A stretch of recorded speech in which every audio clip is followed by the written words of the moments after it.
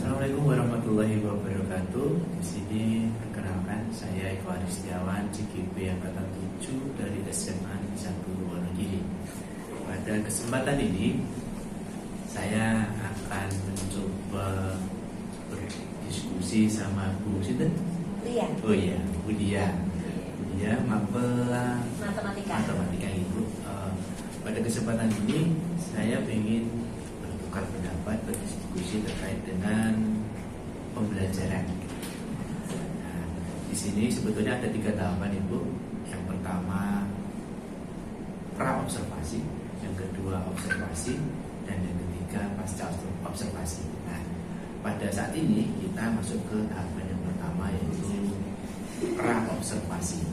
Nah, ini nanti intinya adalah Ibu sudah merancang program-program pembelajaran dalam bentuk RPP itu, kemudian Ibu praktekkan di kelas, kemudian direfleksikan hasilnya seperti apa. Nah, seperti itu. Jadi pada saat ini nanti kita akan mencoba mengeksplor Ibu mengenai RPP Ibu yang sudah Ibu buat itu seperti apa. Karena di dalam RPP nanti kami berharap ada pengembangan tertentu terkait dengan PSE, terkait dengan budaya positif, dan pembelajaran berdiferensiasi. Seperti itu. Sebetulnya dan sebelumnya mohon izin saya ingin berwawancara. Intinya dari pembelajaran atau RPP yang setelah Ibu buat itu, saya ingin mengeksplor RPP penjenengan bahwa di dalam supervisi praobservasi ini bertujuan untuk mengetahui bagaimana rencana pembelajaran itu, ingin mengembangkan diri seperti apa, dan bagaimana strategi yang ingin Ibu pergunakan. Diri saja. Ya, oke, baik Ibu.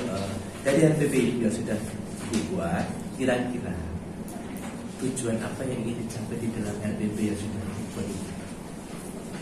Tujuan dari RPP terutama ini dari sisi mapel saya ya Pak.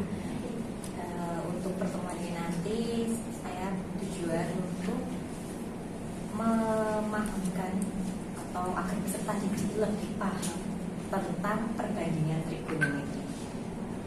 Selain itu juga pengembangan karakter, di mana karakter ini nanti yang saya fokuskan ada 3, yaitu rasa ingin tahu, kerjasama, dan percaya diri. Ini berarti terkait mapel subnya trigonometri. Iya, betul sekali.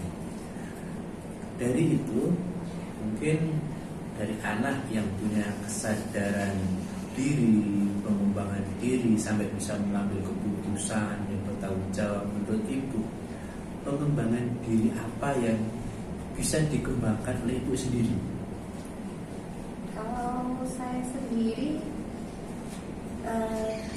pertama kan nanti saya beri pematik dulu anak-anak itu apakah dia sudah menyadari pada kesadaran diri, dia punya potensi untuk diekspor lebih jauh. Kemudian dari saya untuk bisa agar anak itu mengeksplor lebih jauh kemampuan atau potensinya, nanti akan saya beri soal yang berupa pemecahan masalah terkait dengan kehidupan sehari-hari yang terkait juga dengan materi trigonometri tersebut. Jadi yang ingin ditampilkan dalam pengembangan diri itu selain pada anak dan juga pada Ibu sendiri itu hampir sama gitu, iya. Bahkan mungkin malah sinergi. Iya, betul sekali. Oke, kemudian dari penjelasan ibu ini, kira-kira kompetensi apa yang ibu ingin kembangkan? Kompetensi apa yang kira-kira ibu ingin kembangkan selain pada anak? Kira-kira ibu ingin mengembangkan kompetensi apa yang ingin ibu kembangkan pada diri ibu sendiri? Tentunya potensi yang positif ya. Tadi apa ya? Kompetensi sikap tentang sosial, tanggung jawab, rasanya tahu seperti itu tadi, dan manajemen diri yang baik, kemudian bagaimana bekerja sama, berinteraksi dan berrelasi dengan orang lain yang baik, seperti itu. Jadi guru menuntun Pak, tidak menuntut. Biar nanti seperti yang jenengan tadi bilang, sinergi ya. Sinergi. Baik Ibu, terima kasih. Kemudian ketika kita menuntun anak, ya tadi kita ngomongkan menuntun anak, kita memberi contoh, membuat teladan, sehingga kompetensi sosial emosionalnya anak itu akan terwujud. Nah, selain itu kira-kira kompetensi apa lagi yang ingin ibu tingkatkan? Mungkin dalam proses pembelajarannya atau mungkin yang lain. Tentu yang pertama yang ingin saya tingkatkan adalah kompetensi kognitifnya atau kemampuan kognitifnya dalam memahami materi trigonometri ini. Selain karakter yang tadi karakter positif yang ingin saya kembangkan, jadi saya ingin menguatkan konsep trigonometri agar nanti kedepannya saat mempelajari trigonometri yang lebih lanjut ataupun aplikasi ataupun materi lain yang terkait, anak-anak bisa lebih mudah karena konsepnya sudah tertanam lebih kuat. Gitu. Jadi di dalam proses pembelajaran tadi sebetulnya sudah muncul KSE, jadi sosial emosionalnya sudah ada. Kemudian selain itu kira-kira apa lagi yang ingin ibu kembangkan? Mungkin dari sisi budaya positifnya mungkin, atau budaya positifnya tentu ya itu tadi rasanya di anak-anak saya ajak untuk bisa meningkatkan rasa ingin tahu mereka tentang apa itu materi trigonometri, apa manfaatnya dalam hidup sehari-hari, dan apa hubungannya materi ini dengan materi lain. Kemudian kerjasama tentu, karena manusia itu kan makhluk sosial, jadi kerjasama tentu sangat diperlukan dalam bagian dari asesmen. Betul. Kemudian juga rasa percaya diri dalam menyelesaikan masalah, mengambil keputusan, tanggung jawab atas apa yang dilakukan. Baik Ibu, tadi sudah disinggung tentang KSE juga, kemudian tentang budaya positif. Nah, dari sini dalam prakteknya ada kemungkinan muncul perbedaan-perbedaan yang dimiliki oleh anak-anak terkait tersebut. Nah, dalam proses pembelajaran kira-kira bagaimana dengan pembelajaran berdiferensiasi? Karena ada perbedaan anak-anak masing satu dengan yang lain, ada berbeda penangkapnya atau pemahamannya. Kira-kira bagaimana? Kalau untuk menghadapi perbedaan seperti itu, biasanya saya mencari tahu terlebih dahulu perbedaannya seperti apa, dengan cara melakukan tes awal, tes assessment awal, atau kita bisa sebut assessment itu agar kita tahu seberapa sih kemampuan awal anak itu, bagaimana nanti tindak lanjutnya secara tepat dari kemampuan awal anak tersebut. Jadi ada tes diagnostik untuk mempersiapkan diri setelah langkah-langkah ini apa yang akan kita lakukan sudah tepat. Itu kan kadang ada yang anak mungkin bisa memahami pelajaran karena mendengar, memahami pelajaran karena melihat, atau mungkin mendengar dan melihat. Seperti kata lainnya audio dari visual, audio visual. Oke, jika melihat RPP itu tadi dan berdasar penjelasan itu tadi, terlihat bahwa ibu ingin memasukkan kemampuan kompetensi sosialnya, emosionalnya, budaya positifnya. Nah, dalam pembelajaran berdiferensi juga, maka kira-kira strategi apa yang menurut ibu paling tepat untuk bisa memasukkan itu semua? Strategi yang tepat dalam pembelajaran. Ya.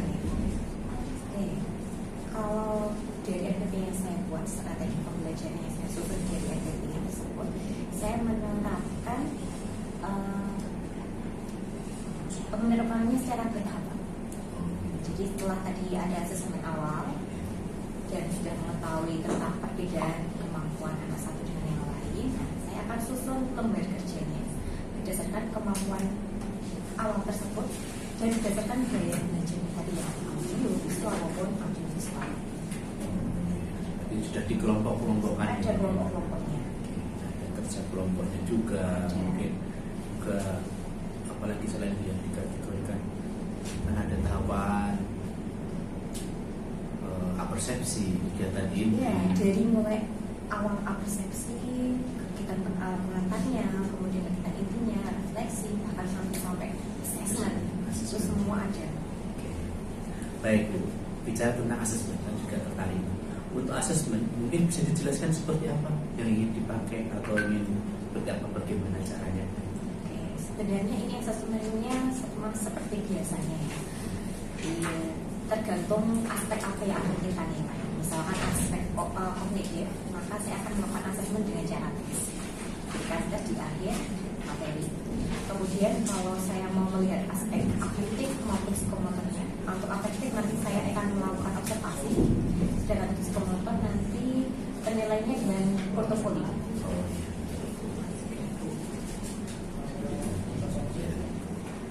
Baiklah Ibu, terima kasih sudah menjelaskan panjang lebar, detail sehingga diperoleh informasi yang komplit lah menurut saya dalam pembelajaran ini dan yang Ibu terapkan dalam kegiatan pembelajaran sehari-hari di situ. Nah, dan saya menilai Ibu sudah keren luar biasa, ya sudah menerapkan apa yang Terima Ibu sudah kasih. lakukan itu, dan harapan saya setelah ini nanti ini kan ini pra observasi. Saya berharap bisa masuk kelas besok. Iya, besok. Ketika ada jadwal ya, Iya. besok saya masuk kelas, mengamati prosesnya seperti apa, apakah benar sesuai dengan yang ada dari buku ya, Siap. apakah benar. Saya tidak akan mengkomen nih, hanya mengobservasi saja ya seperti itu. Baik, terima kasih Bu atas waktunya dan harapan saya jangan pernah lelah berbaik karena kita tidak tahu perbuatan baik yang mana yang akan diterima, dan pastinya kita punya niat untuk selalu memajukan dunia pendidikan Indonesia, khususnya di SMA SMA 1. Oke, supaya lebih apa? Berprestasi. Oke, terima kasih. Jumpa lagi besok ya Iya. dalam konfirmasi. Saya tunggu di kelas. Oke, terima kasih dan selamat siang. Assalamualaikum warahmatullahi wabarakatuh. Waalaikumsalam warahmatullahi wabarakatuh.